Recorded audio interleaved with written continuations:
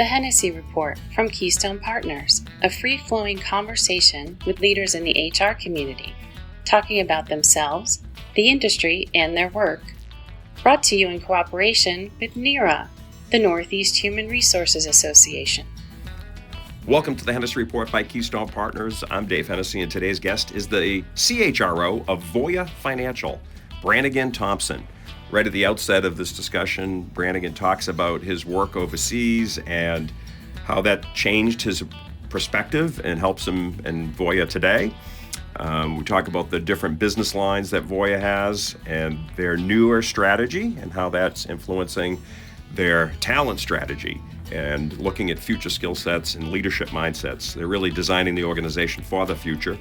The role of AI and automation in Voya's strategy and culture, and really productivity and customer experience is something that they're very focused on. In fact, one of their pillars is customer obsession and quality fundamentals. And he also talks about AI agents and how that's an HR function.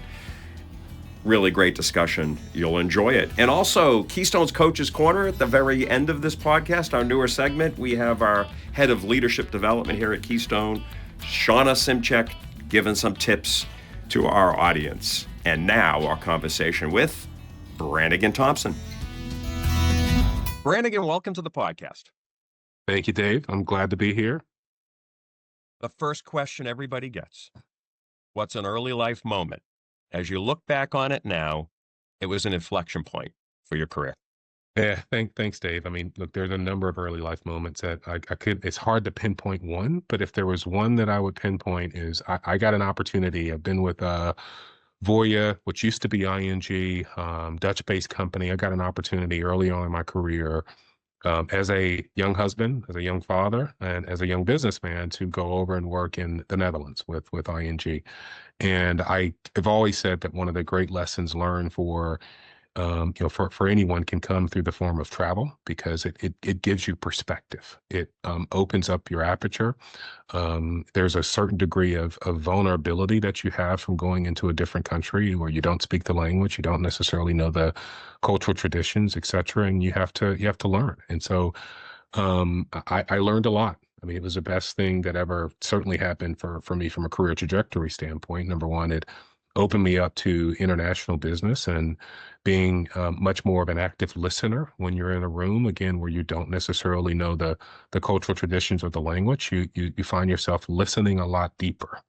And that, I think, is always a lesson that you can use, going further in life. And I've certainly tried to use that lesson. But outside of work, also from a life standpoint, having young kids. When we moved to the Netherlands, my wife and I, my youngest was 6 months old and my oldest was 5 years old, and trying to parent without the, inherent oftentimes that we have here in the States, this inherent self help system with, family around, we didn't have any of that. We didn't have any of that. And so it was a growth opportunity for us from a marriage standpoint. Everything was magnified. And, as we look back, my wife, Angie, and I both, it was some of the most trying times in our marriage, for sure. Comfort zone, for sure, right?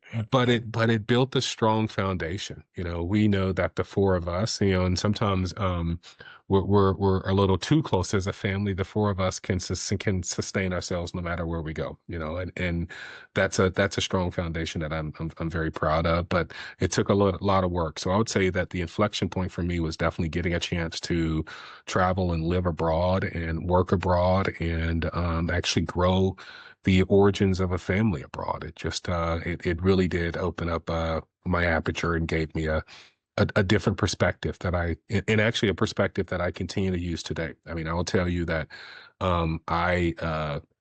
anytime I get too comfortable in who I am, my wife and I both love to pick up and travel and go to a different country where you're smelling, food for the first time that you haven't smelled, and you're hearing, languages that you haven't heard before. It opens your senses up.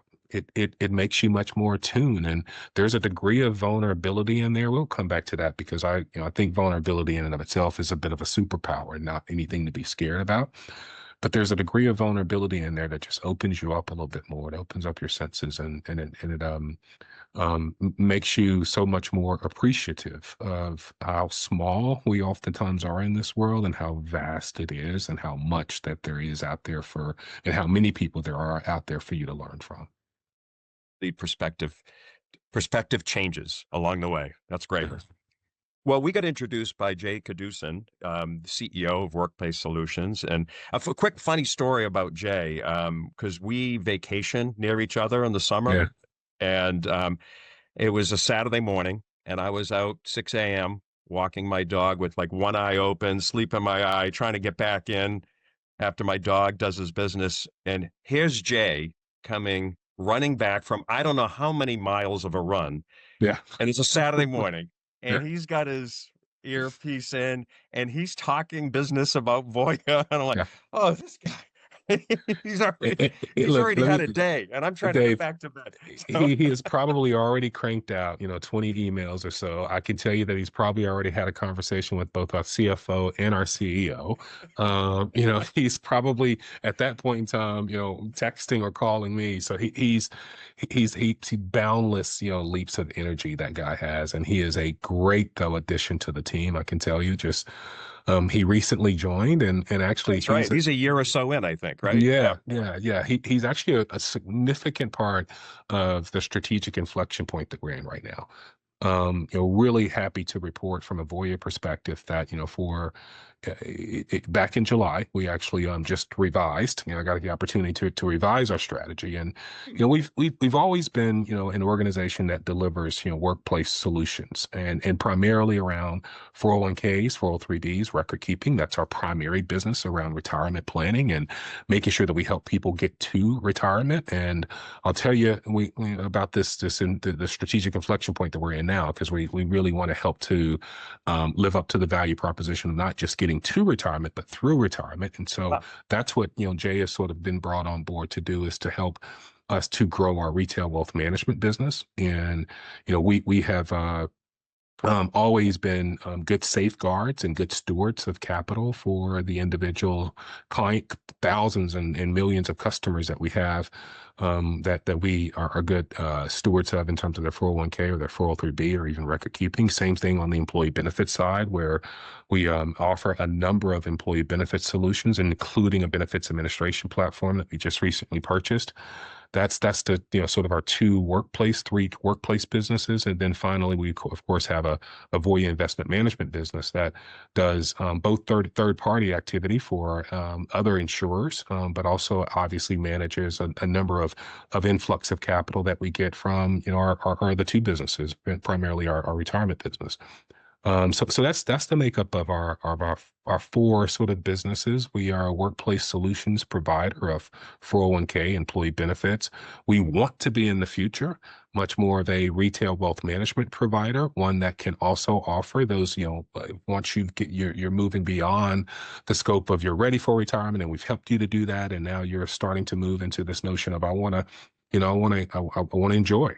And we're there to help you to do that too, from an advisory perspective. And, these are customers that have been with us for some time, and it's not, we're not necessarily knocking on the door of new customers as of yet. These are folks that we've been good stewards of their capital for a long period of time, and they know us and trust us. And so we just want to make sure that we're extending that again, we can help them not just get to retirement. They don't have to roll their 401k, 403b outside of Voya. That's exactly, and oftentimes they have. Yeah. We want to keep that. We want to keep them inside, because it's been customers that we've had for some time, and again, they've trusted us, they've known us, we've helped them to get to a good place in life, and we want to help to be on that journey continually with them.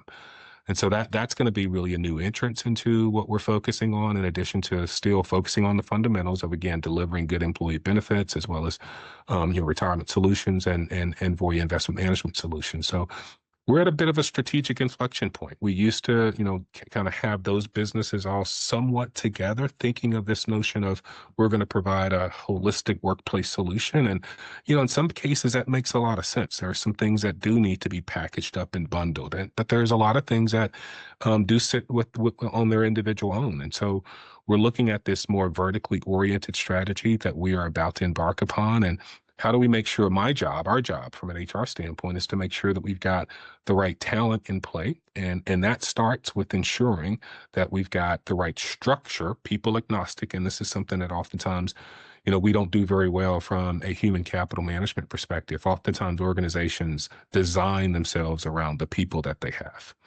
What we are trying to do, and I'm trying to instill this into our talent management system to make sure that it's systematic and repeatable, is that we're trying to pick our heads up and out and think about where's the organization going to be if we're successful with our strategy. Where's the organization going to be 3 years from now, 5 years from now? And then in a people agnostic way, a person agnostic way, really design what's the right structure to support that business strategy. What are the right skills you need, not today, but what are the right skills you're going to need, contemplating the various different changes in the workforce, how AI and transformate is going to transform how we think about things and how we work. And so what's the right skill profile that you're going to need in the future? What's the right mindset? We talked about, this notion of vulnerability being, a superpower, active listening, being a good people leader is not just enough, right? Having empathy is not just enough. Understanding how you can create an environment to where you get the best individual self out of one is what we're really trying to achieve. And so this notion of what's the right mindset that a leader needs to have in the future, and then creating success profiles based off of that understanding for what's the future leader that we need, and then starting to assess our existing talent against that future success profile. That's a discipline that we oftentimes haven't done from an HR standpoint, and it forces you to now ensure that we're building for the future the right structure that supports the business. We've got the right success profile that allows for us to judge existing talent as well as potential new talent coming on board against that success profile. And if we're disciplined enough from a development perspective, it's not as if you can't get there from a skills perspective, but it allows us to be much more surgical and specific around what are the things that one needs to develop to meet that success profile. And so that's the sort of the inflection point that we're in. That's sort of how I'm thinking about, us helping us to ensure that we've got the right people in place to support our business strategy. That's really interesting. And as you mentioned AI too, Brannigan, as you think about that for this new strategy that you just embarked upon in July, how do you see AI playing a key role? I know so many CHROs are talking about this, and I think you're a little bit more down the road than some. So what's your thinking, and what have you done so far? What do you plan to do with I'm not AI, sure I'm not sure we're completely down the road, but I will tell you that we are absolutely open to the fact that it's gonna change everything that we do. There's no question about it. What we're looking at it, as is how does it increase overall productivity and make you a better person? That's how we're really looking at it. And also, how do we improve our customer experience through the lens of AI? There is 4 cultural pillars that we have launched that really is going to change and be a part of our cultural transformation. And this is completely led by our CEO. Her aspirations, Heather Lavallee, I mean, she was really put into this position because she's an extremely great visionary, and she knows that the strategic inflection point that we're in order for us to achieve that, that's sort of the what, that's where we're going, but the how is equally important. How you get there is just as important as the what. And so our how is really galvanized around 4 cultural pillars. One is becoming much more customer obsessed, moving from being not just customer focused, but being obsessed at ensuring that those customers that we have, both our intermediaries, and our end customers, our partners that we work through, our distribution partners, that they are at the forefront of everything that we do, and how we can leverage AI to ensure that we're yielding greater customer outcomes. That's the focal point. That's the first and foremost focal point. Now, we also know that we need to do this in a good governance way and in a smart way, because there's I'm sure you getting this. There's everyone wants to call you about how we can introduce this AI tool to help you here. We can introduce this AI tool to help you with your screening, this AI tool to help you with your development, And it's got to be coordinated to a large extent to ensure that you don't get that out of control, and make sure that, again, Especially in your industry and financial services, controls are everything, right?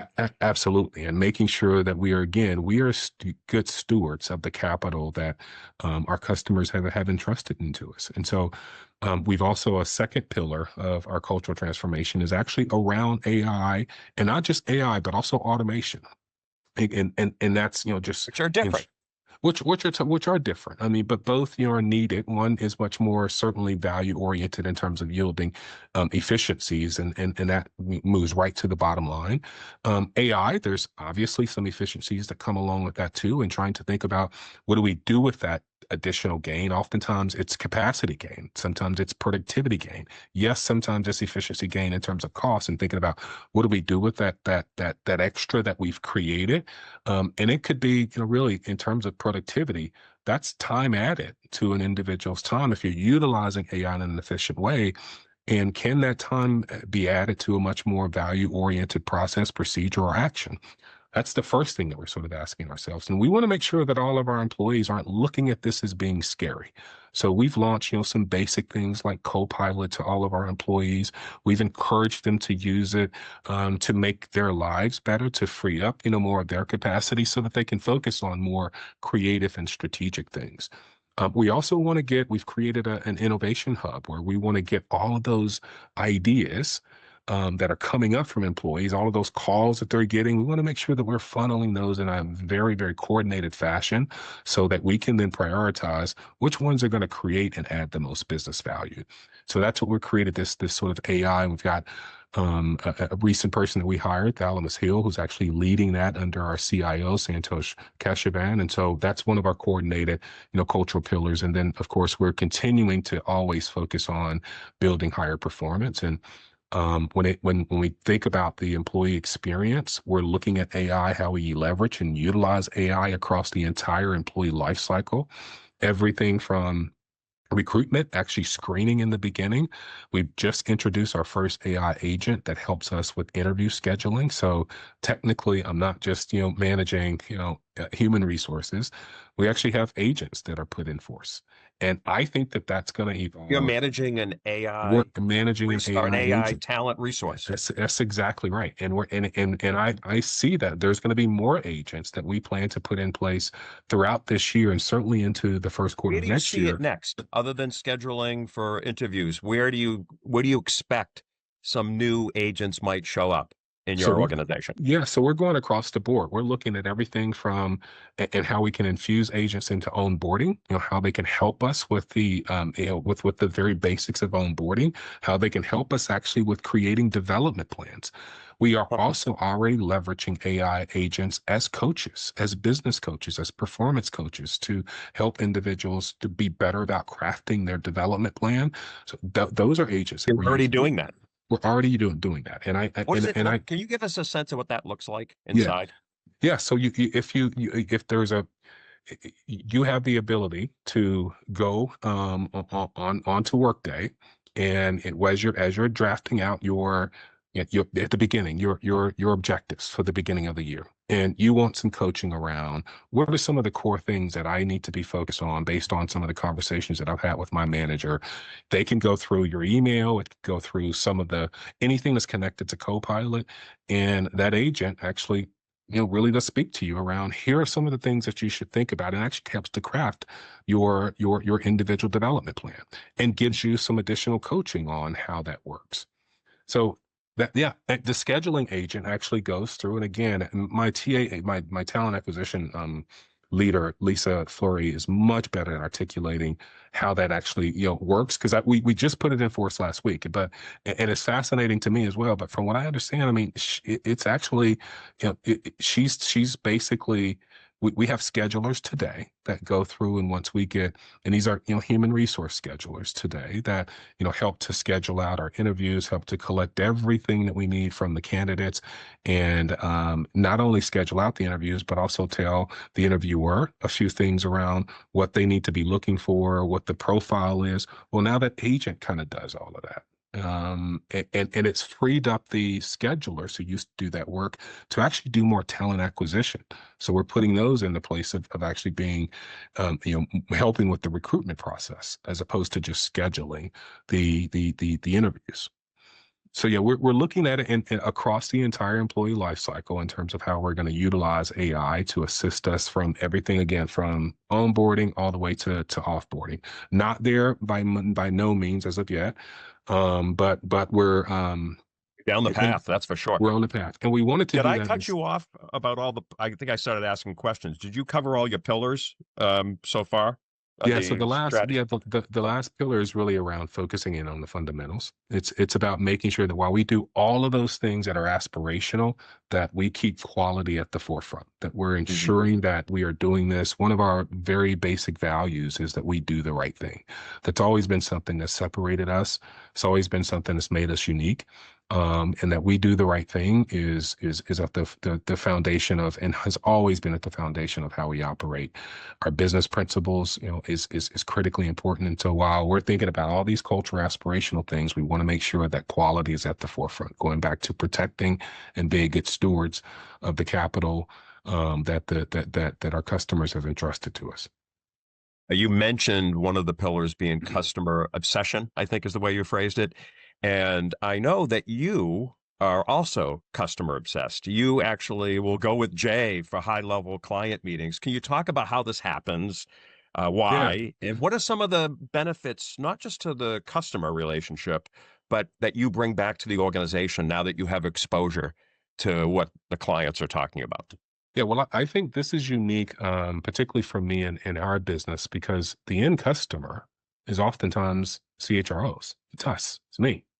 So we're oftentimes selling to CHROs when you talk about retirement plans, 403Bs, 401Ks. You know the mindset better than anybody. You know the mindset, absolutely. So a lot of times, I mean, one of our, a lot of times when I'm talking to the end customer, I want to be able to articulate that we drink our own champagne. That here is how the experience, what you're. We upgraded that from Kool-Aid, by the way. Go ahead. That's right. That's right. Well, we're trying to serve champagne, and so we oftentimes, and Jay would tell you that because of that, we're oftentimes the toughest customer. Because again, right down the hall is the 401k provider. I can go and talk to Amy Valancourt, who leads our retirement business, who I've worked with for a long period of time, and tell her whether the solutions that she's providing or not, and the service that she's giving us is champagne level quality. And on a serious note, they're very receptive to that. So we are in a unique position to where, our employees are also customers. They're customers we have close to 20 or so solutions that, we provide to end customers that we provide also in-house. And it's important for us to do that because we want to make sure that, again, the experience that we're trying to provide, for us to be customer obsessed, it kind of starts here. Kind of starts internally with making sure that we're providing the best solutions and the best experience for our employees. And I want to be able to, when I sit across the table from my HR counterparts, particularly those that we are trying to either retain business with or trying to gather business with, that I can be very articulate about and open and honest about the experience that we achieve, that we get from, the solutions that we provide. And so I get excited about the opportunity to meet with customers, and I get even more excited when we're delivering good service. I don't when we're not. And but still the experience in terms of just being very open, transparent, and honest about the fact that, look, we may not always get it right from a servicing component. We may not, there's going to be some bumps and bruises. We know that in terms of solutioning, but I can tell you that there's no company that will work harder at fixing the issues and making sure that we partner with you. And there's no question about that we will make sure that we are working as hard as we possibly can to resolve any issues that come up from a servicing perspective. I think that's fascinating, Brannigan. Are there any insights that have come, any specific things you can think of that either a customer heard from you that really changed the conversation, or there was an aha, and also something that you heard from a customer that made you think more differently about how you're running your HR business back inside Voya? Like, I'm just wondering about the two-way, like, if you remember any conversations that were like, oh, that was really powerful and that was helpful to me, or was that was helpful to the client in some way? That's one of the Yeah, things there's that come to mind. yeah, there's I mean, I'm always looking to listen from certainly our CHROs and that I get a chance to listen to. So that's in terms of just ways of doing things better. There's been a ton of things, and I can't even Rolodex the amount of lessons that I've learned from listening to various different HR folks. I will tell you that also. We do a very good job of partnering with our customers at exporting some of the things that we also do that's very good, like around purpose. One of the things that when we first launched our purpose-driven, sort of culture a couple of years ago, we were looking at creating what the organizational purpose was. We decided to really start with individual purpose, and so as we were embarking upon trying to define what the corporate purpose was, which ultimately it became, together we fight for everyone's opportunity for a better financial future. I feel that it's really important for us to also start with and talk about individual purpose. And so for across all of our employees, as we were rolling out, our corporate purpose statement, we also rolled out individual purpose workshops for individuals to explore what their individual purpose is. Be exactly the same as what the corporation's purpose And is, right? in a couple of cases, we have them go through this a very deliberate exercise, a very deliberate training around evaluating their values, their norms, their aspirations, and really determining what's their why.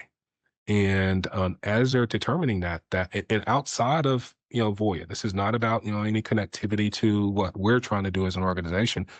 What's your individual why? Because I do believe that there's a distinctness in knowing more about yourself, and we always say that we want to unlock the superpower inside of each and every one of you, and that requires you knowing what that superpower is, and oftentimes that ties back to your why. And we had a number of folks that were very talented individuals in the organization, having gone through that individual purpose workshop, actually decide that this was not for them. Working in corporate America, working for Voya was not for them, and left. And we applauded that because in my mind, we helped them to really uncover again their individual why, and that's more important than just servicing a company why. And that goes to it's a courageous step for a company to go down that path, right? Yeah, because it is. But I think it's in terms of just us contributing back to the larger, societal norms and the larger societal benefit, I should say. I think that's an important one for us to for us to do. Is to ensure that we're creating an understanding and an environment to where people can be their in authentic selves, and that does start with understanding to some extent who you are and why you were put here. The other thing you mentioned when you talked about the new strategic initiative is performance, organizational performance, as well as employee performance and that culture. Can you share a little bit more about what that means inside Voya and what that will mean for how you're rolling out talent strategy in the future? Yeah, in terms of individual performance. Yes. Yeah, I mean, individual performance is a host of different things, but is how does an individual, really at the end of the day, we got to remember contribute to the overall corporate success. It's, each and every job needs to have a contribution to how the organization kind of lines up, because essentially an organization's performance is just an amalgamation of individual performance. And so that starts with making sure that there's a good understanding for what the role requirements that a person has. It goes into certainly a good set of expectations that are set between the leader and the manager around what that individual performance needs to look like and how that contributes to corporate performance. And then having some honest, robust feedback, continual feedback. I think this is something that we certainly stressed at Voya, is that you don't wait on the mid-year or the year end to talk about performance. I mean, the evolution of how things change so dramatically in our world forces you to Yeah, it makes ensure how that fast things change, right? absolutely, yes, it forces you to ensure that you are looking at how the objectives, the goalposts have shifted, and that requires continual improvement. That requires and I think that's oftentimes yields the greatest performance because it's not really fair to an employee for them to not know, number one, what they need to be working on, what the performance expectations are, and number two, how they're doing against those performance expectations as you see it evolving over time. That's what yields really good performance management, and then having the ability to differentiate that performance at the end of the year, because and nobody necessarily wants to give difficult news. But I think it makes it a little less onerous, less stressful if by the end of the year, there's not really a lot of surprises. I've known how I've been doing throughout the year because we've been in this constant dialogue. We've had this flow of continuous feedback as the year has gone on.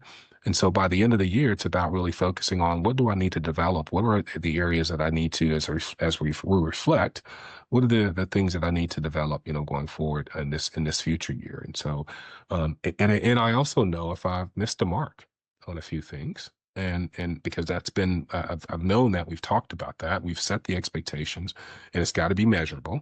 Our CFO has a great saying: what can't be managed if it can't be measured, and so you need to make sure that you have measurable KPIs that can be managed. Now you can measure against it, you can manage against it, and you can manage against it as the year goes on. And so that's what good performance management looks like. I think oftentimes where organizations get it wrong is where they don't do a good job of setting the expectations. They don't do a good job of setting really strong KPIs behind those expectations to make sure that they're measurable. And then it's harder to manage that throughout the year. And they oftentimes wait to the mid-year to, all right, let's recalibrate. And employee is a little bit unnerved at that, just hearing maybe some new news around how things have changed, and then they wait to the end of the year. I think it's a continuous process. It's about It's a continuing. disservice to the employee and the organization to That's wait exactly for right. end of year, right? That's exactly right. So I'm sure it has to do. We probably can't go into it now, but I'm sure there's a lot of development of the managers who have to initiate these conversations to make sure they're understanding this philosophy and adhering to it, right? The regular check-ins and the regular feedback on performance. Yeah.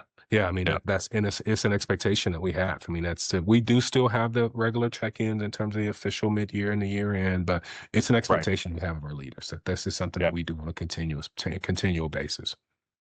I want to bring in Megan Mandino, the producer of the Hennessy Report, to ask the NERA question of the podcast. Megan, come on in. Thank you, Dave. We were wondering, what are the most common mistakes you see in change management, and how can those newer to HR avoid them or speak up when they spot them? Yeah, I think that oftentimes change management is synonymous with really effective communication. And that's where I think in change can go awry, where you're not communicating up front the notion of why the change is important, what we're expecting about the change, and going back to continuous improvement, that you're continually communicating how we're doing against the change. I think it really starts with expectation setting, making sure people understand the why behind it, and then really communicating that. And oftentimes we allow for change to just happen. And that's, I think, a bit of a mistake. It has to be managed, and it has to be managed through continual communication. And so, and having, obviously, there's various different change management models out there. We happen to use the ADKAR change model, but there's various different change models that are out there. I think it's important to ensure that you are doing this in a methodical way, that you're managing change, and it doesn't just manage itself. You have to be very methodical about managing change, and manage it just like you would any other process or procedure. Thank you. And we were also wondering, since you're deeply involved in community work and personal growth, what is the importance of this work, and how do those early in their careers balance their day jobs with the external involvements that build leadership skills and networks? Yeah, I think it's important to understand that you're a holistic person. And, for me, I am certainly, while I love my job, I really do. I think I have the best job in the world. I'm not defined by it. I am actually also defined by being a good husband and being a good father and being a contributor to society. And I feel that it's important to ensure that you don't forget who you are. Goes back to this notion of individual purpose, understanding more about your why and the fact that, you are here to contribute to society in a larger scope than just your work. Keeps you balanced, and it keeps you, making sure that those things that are important, that are outside of work, that they also do have a bit of priority, and that you create and you make time for them. I think it's important to do that, to not just define yourself by your work success, because if you do that, once that's gone, it's hard to now know, sort of who you are, and you certainly are much more than just the person or the company that, the role that you work in or the company that you work for. And I think that's important to always keep in mind. Right. It's kind of you connecting back to practicing what you preach around purpose inside the Right. organization and the same for yourself. So that's great. All right. We get kind of some fun questions here to wrap up the podcast. If you could write a letter of career professional advice to your 25 or 30-year-old self, dear Brannigan, what would you write, Brannigan? Gosh, I don't, I don't know that I'd say, well, I would say a lot of things different now. During that time, remember, at 25, I was already a father of two. I was living in overseas, and so I probably would say, sort of slow down a bit, and I think a lot of things sort of happened by happenstance. I kind of walked into some things. I think I probably would have said slow down a bit and maybe kind of be a little bit more methodical, kind of draft out a little bit more about what you want to do and where you want to go.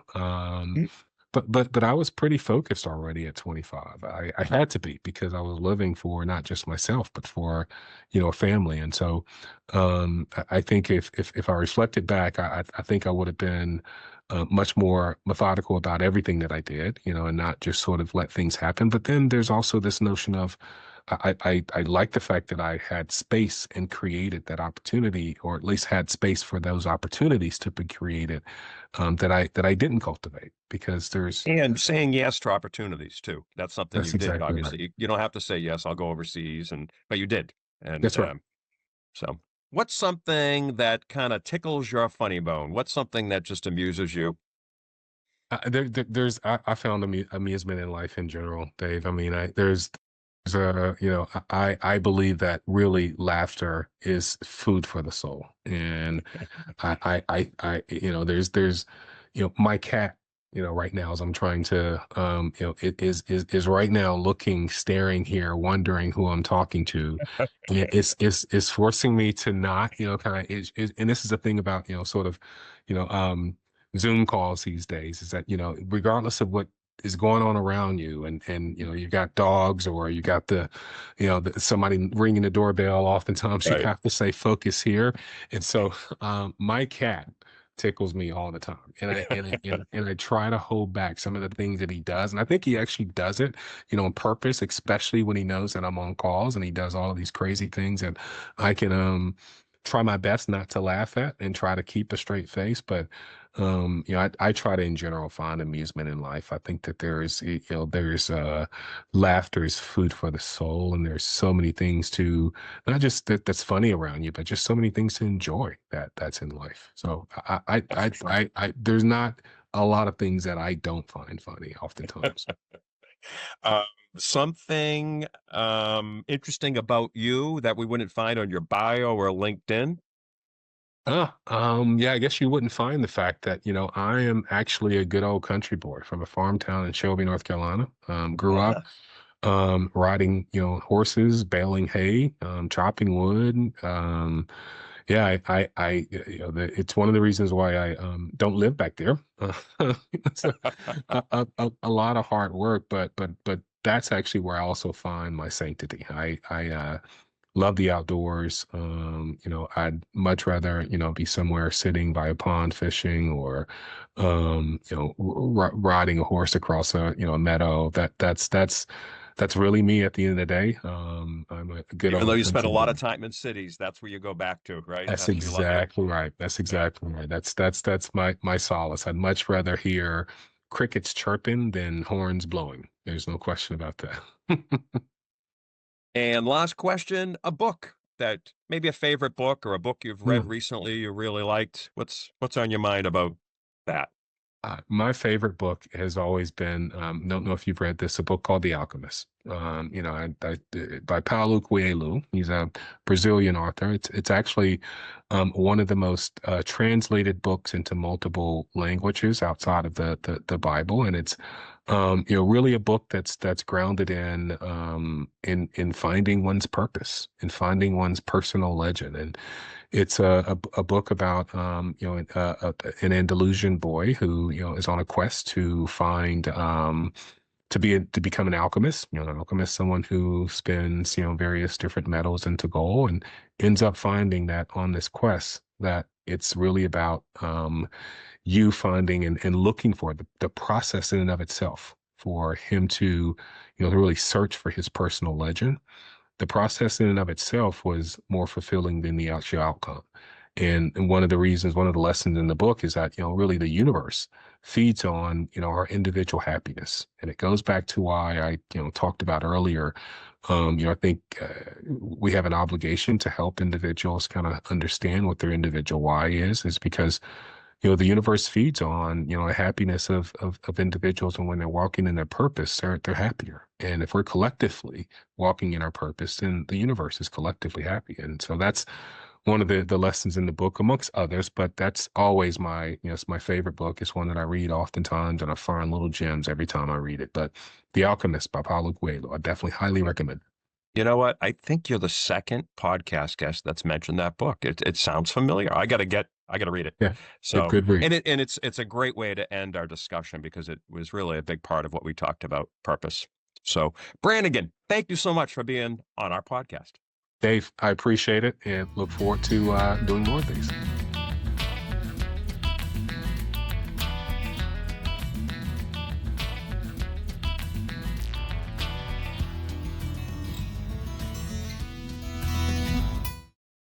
And now for our Keystone Coaches Corner segment, starring our Senior Vice President of Leadership Development, Shauna Simchek, speaking about the difference between being nice and kind.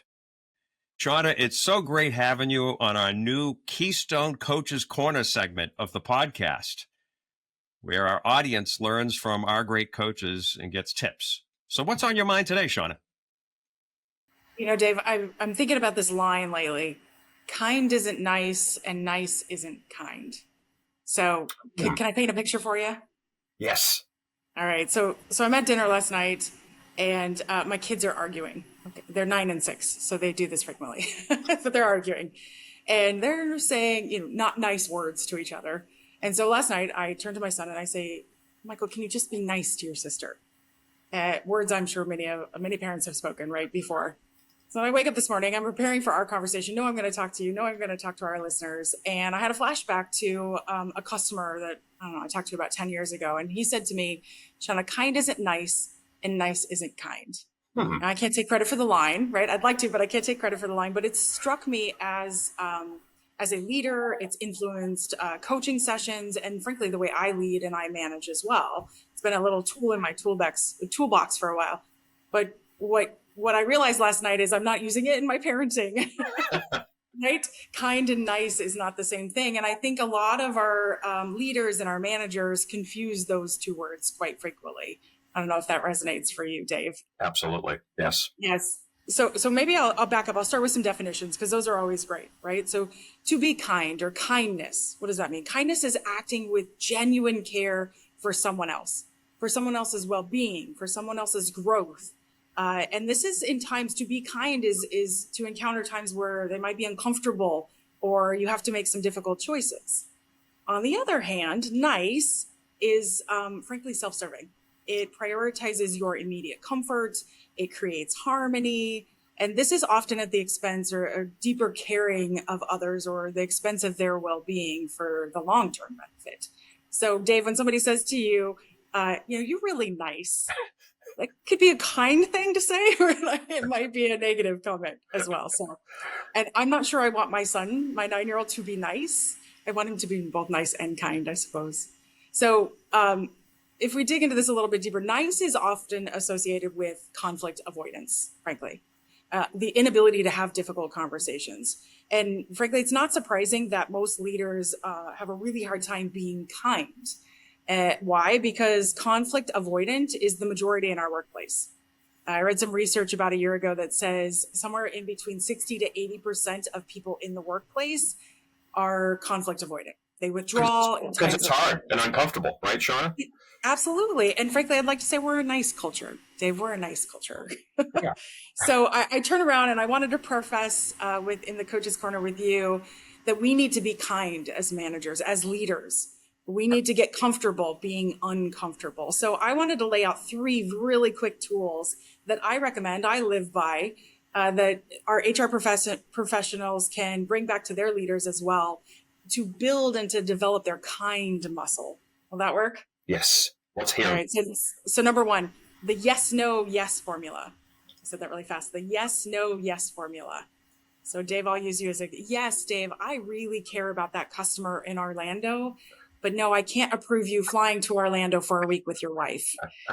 So yes, I can though support your involvement virtually. Okay. So the yes, no, yes formula. So what does that do, Dave, for us? It maintains our relationship, but I also set boundaries. Right? No, you cannot travel. And now I have to make new vacation plans. That's right. That's right. So kind leaders, they say no. They say no to protect boundaries, to protect budgets, to protect and maintain standards, or to redirect energy. Nice leaders would have said, yeah, Dave, you can go. Of course, your wife needs to go too. But what that does, it blows my budget. I get overwhelmed because I don't have Dave for a week. It compromises quality, perhaps. So we really want to lean into the yes, no, yes formula. Yes, no, yes. Okay. The second is kindness tool, if you will, is the care and candor framework. Now, this stems from a ton of researchers, Patrick Lencioni, Brene Brown, Kim Scott with Radical Candor. What this formula tells you, or the care and candor framework, says that before you go into a really tough conversation, I need you to ask yourself, what does this person need to hear to grow? How can I deliver this message with the genuine care for their success?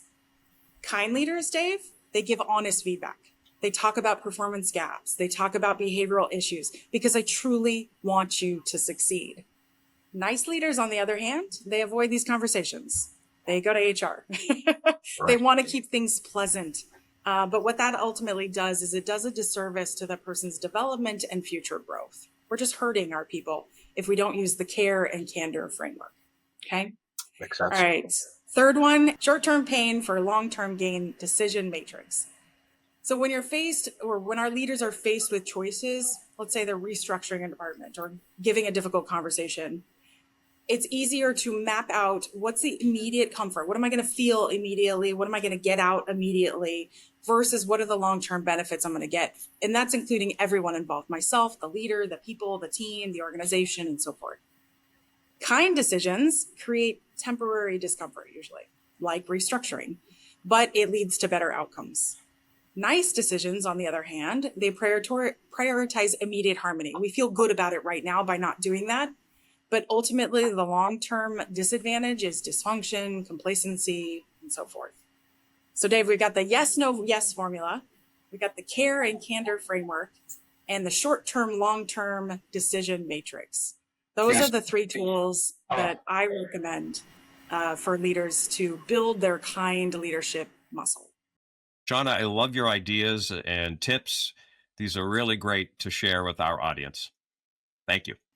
Thanks. Kind isn't nice and nice isn't kind, Dave. Thank you for listening to the Hennessy Report from Keystone Partners. Be sure to subscribe to listen to all of our conversations with leaders in HR. Go to KeystonePartners.com and click on the podcast button.